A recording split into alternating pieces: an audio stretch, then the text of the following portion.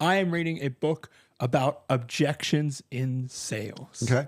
It's by a guy named Jeb Blunt. He basically trains salespeople. And I read one of his books previously just about the art of selling, the art of persuasion, right? That kind of idea. And so I was like, oh, I'll pick up another book from him. And this book's interesting, right? Because it talks a lot about objections are not always rejections. So guys, stay tuned to the end of this episode. You're going to hear some great insights from Jim on objection, on reject, and you subscribe. Don't know that for a fact. So stay tuned and welcome again to season 4 of the Rethink Sales Podcast. How you can be the greatest salesperson on the planet. So Jim, in this book, he talks a lot about rejection for us is a lot like physical pain. Our brain associates rejection with the fight or flight response, which means what happens is our body's sending all the blood to where the pain point is when we start to feel rejection. And so what happens, and I don't understand all the chemical processes per se, but our brain basically, if we feel rejected, if we feel like we need to fight or flight, our logic goes down the tube. Right. So what happens if you're in a high pressure sales situation, not just like high pressure, but just, you know, you want to close the sale, sure, you want to make the deal you happen. Get results, yeah. And you feel rejected, your logical thinking goes out the window. But as I'm reading the book more and more, I'm like, okay, wow, that's interesting. But he also says we're often not in rejection moments because once somebody's sitting down with you in the showroom, for example, they've already made a decision they want to buy something. They didn't leave yet. They're not rejecting you. They just have questions. So what do you see as the difference between objections and actual rejection? Right. And objection is just simple questions. And how do we deal with this thing in us that we as people hate to feel rejected? First of all, I disagree with everything you've said so far, and I disagree with the author as well. Okay. Sounds cool, but I disagree. Totally disagree. Okay. So what I'm hearing is a lack of training. So you're not trained. So I need to train you. And the fact that you would go into fight or flight over an objection is indicative to me that you're not trained. And we need to train on objections. And the first step in my parlance of overcoming objections, and this is a huge mistake that salespeople typically make, is they don't isolate the objection. So the objection... What do you mean by that? We need to isolate it. Let's role play. Let's do it right now. This is live. Yeah, and let's see if you can trip me up. Okay, so we're here doing this car. We have this car. We picked out a car. And I have confirmed that you really like the car, that it's got everything you want. It's going to do what you want it to do. And I'm going for the... And you say... It's just way too expensive. It's got to be so much less expensive than this. Is there anything other than the expense/price that would stop you from buying this car right now? Just looking at my financial situation, I just want to make sure I'm making a well-informed financial decision I don't regret for the next 5 years of my life. I understand, but what I'm getting at, is there any other objection other than the price? And I understand, by the way, price is important. Payments are important. Budgets are important. I really do understand that. I have budgets as well. And if my budget is $500 and the payment's $800, well, I can't do that. Yeah. I got to be at $500. But I'm asking you, is there anything other than this price, this expense, et cetera, that would stop you from buying a car right now? Yeah, I guess I don't really think I need all the safety features that the car has. Okay. Maybe I could go for a lower trim model of the same vehicle. Maybe I don't actually need the extra cameras and some of the extra features on the vehicle. Okay, so is there anything other than the price and these features, being maybe too many, that would stop you from buying a car right now? Nope. Let's go to work on it, okay? I think I'm going to start with the features first. And so you picked out the trim level 10, and we do have this van available in trim level 7. And it does have less stuff, but why don't I just excuse myself real quick and I'll pull one down, and let's look at number 7. Yeah. And let's see what you think. Because that can knock a couple $1,000s off the price. Okay. Let's let you make that decision. Yeah. Let's sit in. I'll show you everything that it has and everything that it doesn't have, because I want you to make a well-informed decision. Okay. I excuse myself. I go get the van. I pull it down. We're talking, I'm assuming we're talking vans, okay? Yeah. I pull the van down. It is a trim level 7, and we go around it. And you say, wow, I like this color better than the other color. Yeah. Cool, that's good. And so we're looking and we're talking and say, okay, look, it has this, it has that. And here's what it doesn't have. Do you feel it doesn't have these 5 things? Do you feel like you need those 5 things? No. So we're going to leave those out. So looking at this van here, we still have to deal with the price. I get that. But now we're on this van. How do you like the color? I like the color. How do you like the interior I color? like the features. It has some leather seats and just some simple. It's not the lowest trim. It's not trim 1. No, it's number 7. Yeah. And so I like, it's got the modern features, but it's not over the top with all the bells and whistles that I don't really know if we need. Do you feel like this van will serve your purpose? Yeah. Do you feel like you could drive this van for the next 5 years? Let's just pick a number. Yeah, absolutely. And would you be happy? Yeah. Is there anything on this car that you don't want? Not that I can see. Is there anything missing on the car that you really would like to have? Let's walk around it one more time. Okay, yeah, let's walk around it. I mean, everything else feels kind of like it'd be nice to have one of these extra features like a blind spot camera, but I don't really need that. Okay. Right? Would you buy this vehicle right here? I want to buy the vehicle. Yeah. Okay. Is there anything other than the price that's stopping you from buying this vehicle right now? Nope. Let's go work on the price. In we go. Yep. You see what I just did? You knocked out one at a time. I isolated the objection, okay? And I got to resolve the objections. If I don't resolve the objections, I have no sale. Yeah. I'm not in fight or flight. I'm in thinking mode. I disagree with that totally. I'm well trained. Yeah. I understand. Yeah. I'm not going to push a panic button because Derek doesn't like the color. Oh God, I better run. I'm not Yeah, I think he concerned. was talking about a lot of untrained salespeople that don't know what to do. I believe Yeah. we need to go back and train. So I would take that situation that we just went through. I go with my sales meeting the next morning. I say, guys, I messed up.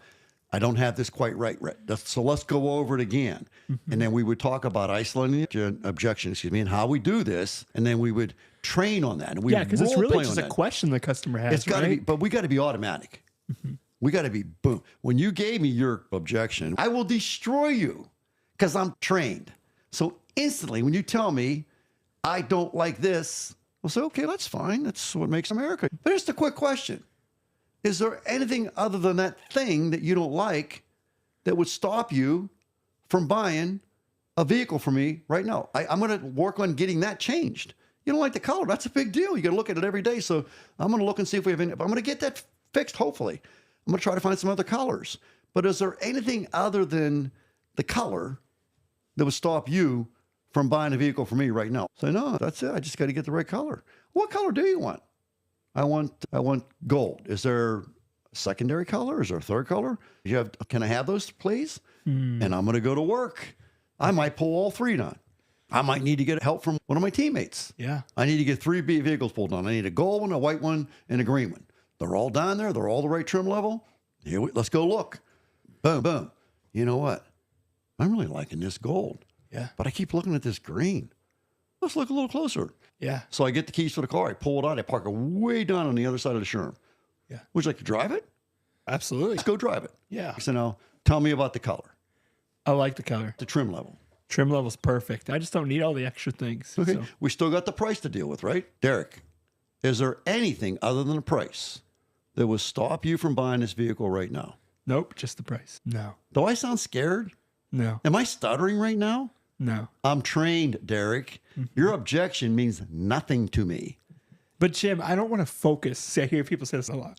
Jim, I don't want to focus on the payment every month. I want to focus on the total price of the vehicle. Okay. You know, a lot of I didn't say that. When did I talk about, when did I even say the word payment? We're buying a car right now. And I'm just talking, I wouldn't talk to you as a client like this. But Right. You tell me one time that I've said payment. You just mentioned, if it's $500 a month versus $800 a month, you would stick But I within didn't your talk about budget. that. I was only Yes. relating that to myself. Yes. I understand we got to make you happy on the price. Yes. I want to make you happy on the price. Yes. The payment's a little more challenging, actually. We get the price of the car, it's 30 grand. I'd like it to be 10 grand. Yeah, me too, Derek. Yeah, it ain't can't- happening. yeah, it can't- We're on the wrong vehicle. Right. Yeah, I want it to be 10 grand. Sorry, brother. Ain't happening. Right. Fun. This van's not going to be 10 grand. Because that's just not what it can't be that. Now, if you'd like, since you gave me this Mickey Mouse objection, quite frankly, let's see what we have in a pre-owned vehicle. Whoa, I don't want a used vehicle. Then you don't want to spend 10 grand. Yeah. And sometimes it does have to be a little bit harsh Yeah. and direct and to the point. But where am I in fight or flight at here? No way. I disagree. You're very confident. I'm very confident, very calm, I'm very Sometimes people relaxed. lack training and They lack confidence. training. We need to train. We need to train. So what I'm hearing, as soon as you said that, I'm thinking training. Yeah. You hear me, guys and girls? He caught it, though. He caught Training. it. Yep. Training. We just have a very poorly trained salesperson. And maybe you're that poorly trained salesperson. So we need to go to the sales pro and run this by the sales pro and say, well, now, what would you do? Holy cow, that's interesting. Let me try that. That's what I did. I found people that were smarter than me. I had the conversation. I said, give me my list. Do these 3 things. And I started doing those 3 things, and the sales went up. Yeah, you actually told me a genius thing one time. You said, oh, we didn't actually have this vehicle at this dealership, but we actually had it at one of the other dealerships. Sure. So we had a guy drive out, Yeah. bring the Do car it all the time. down, Yeah.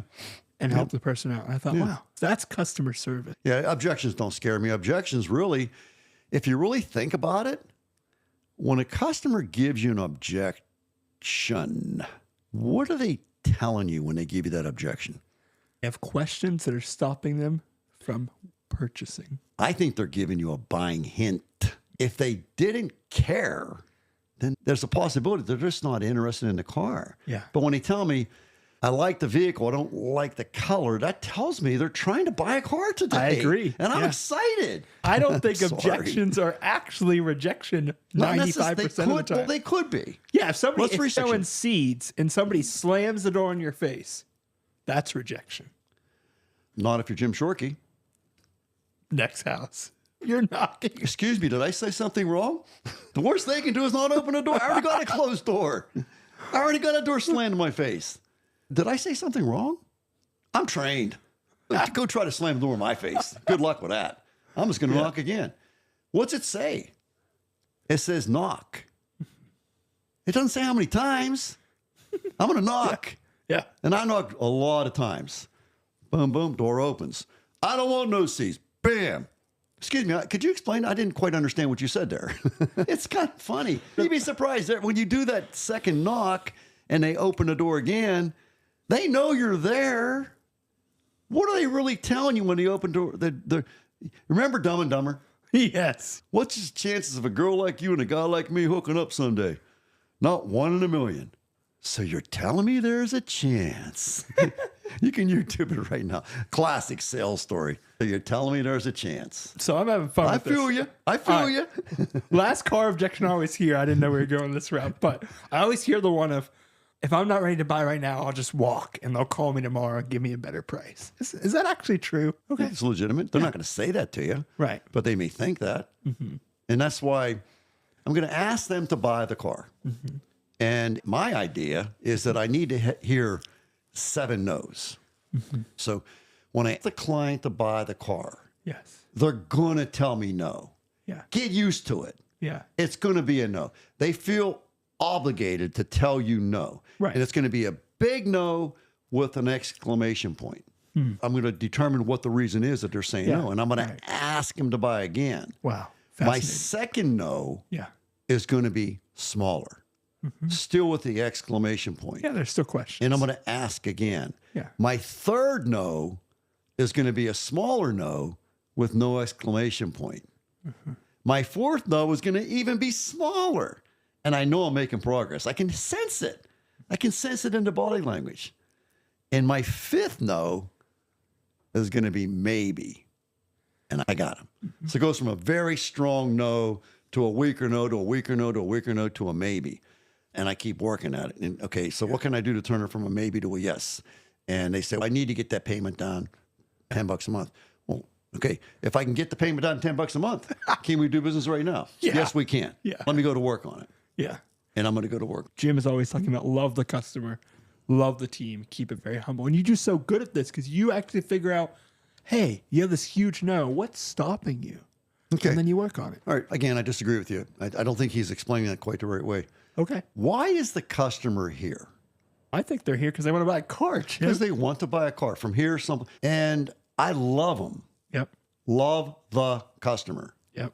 Okay. So what should I do while they're here? Help them buy a car. Sell them a car. Yeah. I'm a salesman. I'm proud of that.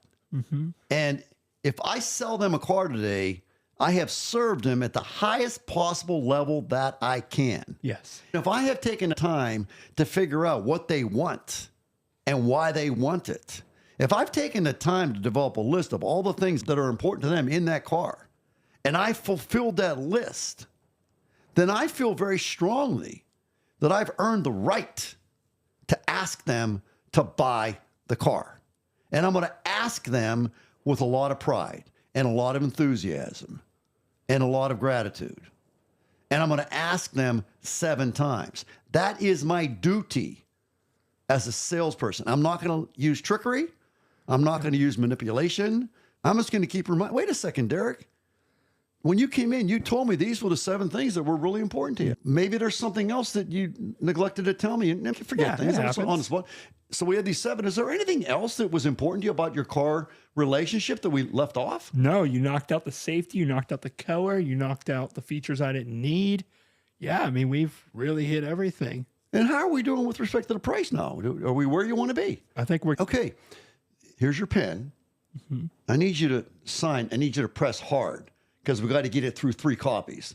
So sign here, press hard. Let's go. And I'm proud. I just sold you a car, man. Yes. That's what I'm here to do. I just got that bug. I'm here to sell you a car today. That's my job. Do you have a business card? What does it say on your business card? Does it say something about sales? Then be that. Let's go. That's what we're here to do. We're here to sell a house. We're here to sell a boat. We're here to sell a car. We're here to sell an insurance policy. I'm not going to apologize for that. That's why we're here. Yep. Does this say Jim Shorkey Dairy Queen? No, it says Jim Shorkey Insurance. So the fact that you walk through my door tells me that you want to buy insurance. You're interested. If yeah. I'm going to serve you, my job is to provide you with the best possible insurance for the most reasonable price that I can. And my job is to ask you to buy. Press hard 3 copies, sir, because you need this coverage. You need it. Yep. You got to take care of your wife and your family and your kids. Yes. So you need this. Let's go. Let's go. I'm proud of that. Yes. I'm not going to run from it. Fight or flight, I don't buy it. Throw that book in the garbage. I'm not in fight or flight. Yeah. I'm very relaxed. Do you understand that? Believe me, I understand fight or flight better than most. Fight or flight is the sympathetic nerve. The autonomic nervous system is parasympathetic, which is rest and digest, and fight or flight. And it's a very closely guarded evolutionary secret to our success in life. When they start throwing bombs at the showroom, I'm going to go into fight or flight. If you grab me by the throat in the showroom, I'm in fight or flight. I'm not a fighter. I'm probably just going to run from you. But nah, over buying a car, I'm going to go into fight or flight? I don't think so. I need to do some training. Yes. I need to do some training. Yeah, if you're feeling rejected, Did I beat you up too bad on that one? No, it was good. You can't get me, Don. You can't get me. Whew, I was intense. I loved it. I'm proud of myself. Yeah. I am a salesman. I have a lot of friends out there that want to talk to me about how they can sell better than I can. I say, you don't got a chance. You ain't been in the Jim Shorkey world. Selling is a transfer of enthusiasm from me to you. I just got a massive chill on my body. Are you going to out enthusiasm me? Good luck with that. Good luck with that. Yeah. Good luck with that, Derek. Jim, thank you for giving your feedback on books that I'm reading. So, Objection, Jim says, don't read that book. So no, I don't. But I do want to train you on how to handle objections. Do you understand now what I mean by isolating the objection? It was great. Okay, so let's just spend some time on this. So you gave me an objection. It was based on price and trim level, right? Yep. But in the meantime, there's another objection, isn't there? And it's in your mind. And you're not sharing it with me. And you really want to get your wife involved. Yeah. So I've handled the trim. I've handled the price. Yeah. But I still have to ask you again, Derek, is there anything other than the trim and the price? Have we solved the trim? Jim's good at reading my mind. Yeah. Have we solved the price? My wife's at home with the kids, and I feel like I can't make a purchase this large without getting her insight. Okay. Would you like to call her? Jim, I wonder if I should just come back with her in person. That's your call. Listen, this is America. You do what you want to do. So my second idea, I think it's really important that we go show your wife the vehicle. She's home with the kids. How's she going to be able to get down here with the kids? Let's go show your wife the vehicle. Oh, you're in Grove City, you liar. Yeah, so it's probably... How far is that? Probably from the Cranberry How far dealership. is that? How far is it? Geez, from here, it's about an hour and 20. Let's go. Do you think I would get in the car and drive to Grove City with you right now? I don't know. You're damn right I would. I'm here to sell you a car today, brother. Okay? Yeah. So we're going. And if I can get you to do that, guess what I'm going to do today? I guarantee my wife's going to say, wow, I've never seen service like that before we're buying this car. Absolutely. I'm here to sell you a car today. Not going to apologize for it. Not going to make excuses about it. Guess what? We're going to Grove City. I said, Jim, that's 2 hours of driving. You're wasting a lot of time. Oh, really? Am I? I'm selling a car. What if he doesn't buy it? I don't care. I don't care. Do you really think that I'm going to sell 10 out of 10? Do you really think that? No, I'm not going to sell 10 out of 10. But I'm going to give it my best shot 10 out of 10 times. And apparently the numbers have shifted. In my day, it was 3 out of 10 was the closing number. If you did 4 out of 10, you were a rock star. 5 out of 10 was impossible. Just didn't happen, which meant that we weren't selling cars 6 out of 10 times. Apparently now it's up over, it's north of 50%. Jeez. But it's still not 100%, guys and girls. Right. It's not. So we're never wasting our time. We're giving it our best shot. We have to give it our best shot. In order to get the closing percentage, we can't give it, like we have 10 people, and we're going to close at 50%. So we're going to give it our best shot 5 out of 10 times. Ladies and gentlemen, you're poorly trained if that's your mentality. Yeah. The only way you're going to get your best closing percentage is when you step up to the plate, you got to take your swings. Yeah. You got to take your swings every single time. You got to lay off pitches. You got to go after pitches. You are going to foul some balls off. You are going to miss some balls. You are going to get some base hits. Yeah. You are going to get some home runs. Babe Ruth, greatest home run hitter in the history of baseball, certainly one of them. Yeah. He also led the league in strikeouts. And you trained on this, Jim. I mean, I did. Everybody I've met that's been in the Jim Shorkey Family Auto Group says they you went above and beyond. Want to sell the right closing percentage, you got to give it full blast every single time. Yes. If I go to Grove City, let's say I work 5 days, I go to Grove City 5 times this week, I guarantee you my results are the name of the game, they will be there. Very few people are going to go to Grove City. But if that's what Derek wants to do, and I'm going to do that to sell a car, I'm on my way. Let's go. Yep. Let's go. You want to drive first? Yeah. Or you want me to drive first? I'll drive. Let's go. All right. Let's do We're it. going to Grove City. All right. Let's go. Man. Don't mess with me. Yeah. You're messing with the wrong guy. I know how to sell. Again, guys, and subscribe. Join us on this journey deeper into season 4. And Jim, thank you for such a passionate and spirited episode on Selling is how to overcome Selling is objections. nothing more than a transfer of enthusiasm. You can't give away what you don't have. Yep. If I have a coffee cup here right now, it says blessed. I do feel blessed today. I'm so happy and grateful to be here. But I have a coffee mug here, and there's very little coffee in there. So I can't give you my coffee. There's nothing there. In order for me to give you coffee, I got to go downstairs, put the coffee thing in, make some more coffee. And I say, Derek, here's a cup of coffee. But if I give you an empty cup, what's that going to do? Nothing. So if I don't have enthusiasm in here, and by the way, enthusiasm, the literal translation of it is having the Spirit of God inside of you. That's what it is. Enthusiasm is having the Spirit inside of you. And I have the Spirit inside of me, Derek. Yeah. And you're not going to be able to get it out of me. I already have it. You can't get it out of me. Yep. I'm just going to share it with you. Yeah. And we're going to go to Grove City, right? All right. Let's go. go. You want to stop and get something to eat? We do. Sure.